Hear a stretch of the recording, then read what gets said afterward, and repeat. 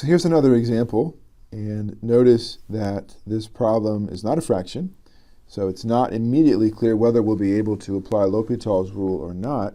I'm going to try and manipulate this thing by flipping one of the products downstairs. So to me, if I was starting this just out of the blue, I would probably try to flip the x downstairs first. So let's try that. So we can say this is the limit as x goes to minus infinity of e to the x over 1 over x. Let's carefully check our form. As x goes to minus infinity, think about the picture of e to the x. As x goes to minus infinity, e to the x is going to 0. And then, of course, 1 over x is going to 0. So the form here is 0 over 0. That's good. We can apply L'Hopital's rule now. And so I get the limit as x goes to minus infinity of the derivative of e to the x is itself. 1 over x is negative 1 over x squared. And all of a sudden, you kind of realize with horror that actually not only did you not gain anything, this is just getting worse and worse and worse. This approach is not going to lead to a solution. So what do? Well, we're going to try to flip the other thing. So don't be alarmed when this happens. If you flip something and it leads you to a situation when you can tell, I don't care how many times I apply L'Hopital's, this is not going to get better, then it means you need to try flipping the other thing, which may or may not work either. Who knows? That's the fun of it. So let's go and try it directly. I already knew this was going to happen, so I wrote it down there conveniently. Let's try it the other way. How do we flip e to the x? Well, you could write it as 1 over e to the x. I'm just going to write it as x e to the minus x.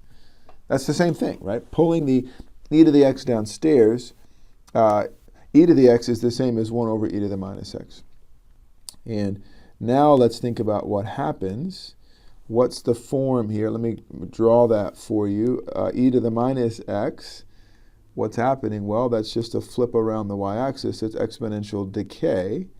As x goes to minus infinity, e to the minus x is actually going to infinity. So the form here is going to be, let's move this stuff out of the way, actually. It's kind of messy. I didn't leave myself enough space. The form is going to be minus infinity over infinity. And guess what? We can now apply L'Hopital's rule. So let's do it. Equals L'Hopital. Limit as x goes to minus infinity, 1 over minus e to the minus x. Make sure that you can do the derivative downstairs that I just did. Just the chain rule, no problem. Before we try any forms or L'Hopital's or anything, we're going to simplify this. Let's pull that e to the minus x back upstairs.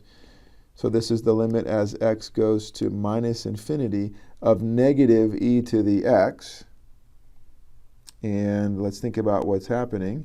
We already said before, as x goes to minus infinity, e to the x goes to 0. So this is just minus 0. And the last time I checked, minus 0 is the same thing as 0. We've got it. So that's that. All right, next problem.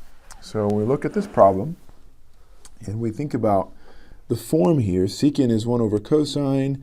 As x goes to pi halves from the left, cosine's going to 0. So we get a 1 over 0. Secant's going to infinity.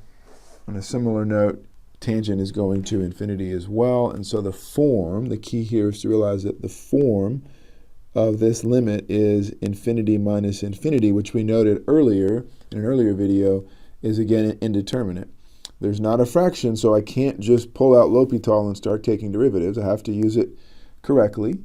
But I'm motivated when I see an infinity minus infinity to ask myself, can I possibly combine these terms into a fraction? And here, I think you're probably already guessing what to do. I'm going to write both of them in terms of sine, both secant and tangent in terms of sine and cosine.